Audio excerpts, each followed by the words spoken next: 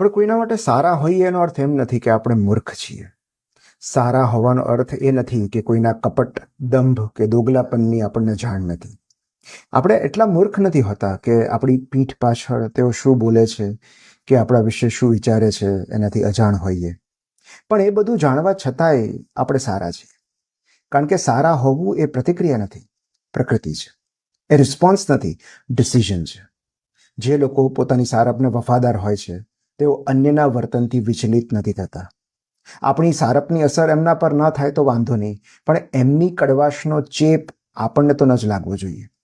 નહીં તો ફરક શું રહેશે આપણામાં અને એમનામાં? કેટલાક લોકો ઈચ્છતા હોય છે કે સારપ છોડીને આપણે તેમના સ્તર સુધી આવી જઈએ. સૌથી નિમ્ન કક્ષાએ આપણને ઢસડી જવા માટે તેઓ તત્પર હોય છે કે જ્યાં પહોંચીને આપણામાં અને તેમનામાં કોઈ ભેદ જ ન રહે. આપણે તેમની જેવા બની જઈએ એ જ તેમનો વિજય છે.